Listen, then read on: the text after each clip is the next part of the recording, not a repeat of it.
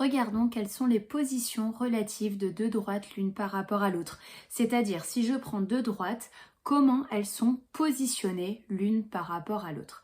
Si on regarde cette petite animation sur GeoGebra, j'ai fait tourner qu'une seule droite et on voit bien toutes les positions qu'elles peuvent avoir l'une avec l'autre.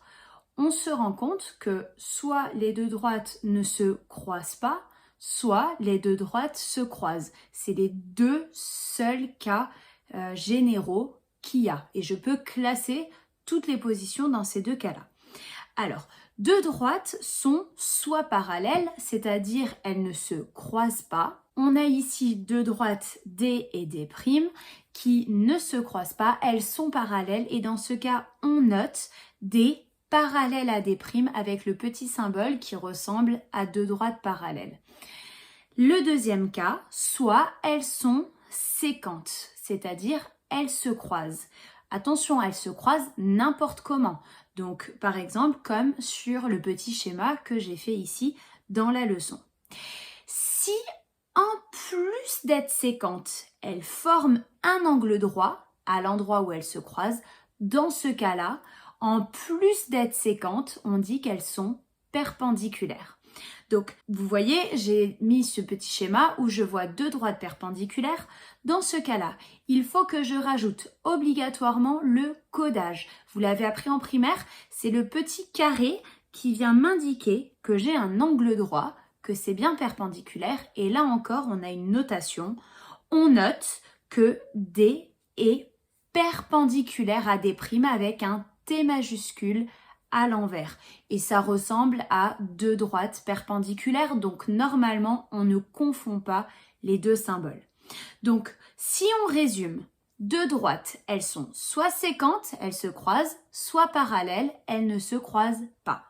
Si elles sont séquentes, généralement, elles ne sont pas perpendiculaires, mais elles peuvent en plus être perpendiculaires. Et si elles sont parallèles, j'ai aussi deux possibilités. Soit elles sont distinctes, donc bien différentes l'une de l'autre, soit elles sont confondues. Et je peux compléter avec un petit schéma à chaque fois. Donc, si je fais deux droites séquentes, elles vont se couper n'importe comment, par exemple comme ça. Si je fais deux droites perpendiculaires, là, elles font un bel angle droit.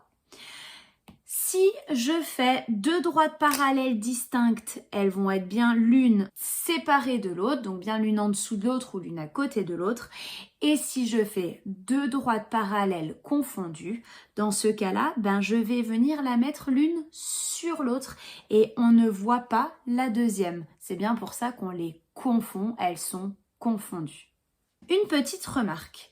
Dans un programme de construction, si vous devez donner la consigne pour construire une parallèle ou une perpendiculaire, attention, il faut bien penser à préciser le nom de la droite, ça c'est assez évident, à chaque fois qu'on place un objet, on donne bien sûr son nom.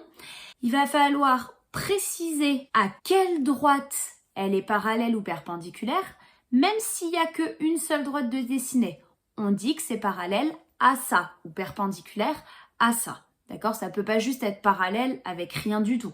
Donc, on précise avec quelle droite c'est parallèle ou perpendiculaire, bien sûr.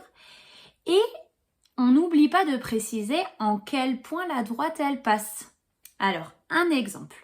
Si je dois donner l'étape de construction pour construire ma droite bleu clair.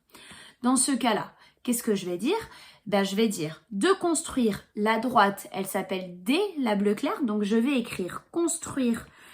Alors, j'ai pas besoin d'écrire la droite, je mets juste un petit D entre parenthèses, c'est le nom d'une droite. Construire la droite D, comment elle est? Elle est perpendiculaire à la droite AB, donc je précise bien à la droite AB, et elle n'est pas n'importe où, elle passe par le point C, donc je précise passant par le point C. Et là, j'ai donné toutes les consignes pour construire la droite qui est en bleu clair. Attention, je n'ai pas donné le programme de construction global. Je n'ai pas fait placer les points A et B et C, tracer la droite AB. Ça, je n'ai pas dit. J'ai juste parlé de l'étape pour la partie en bleu clair.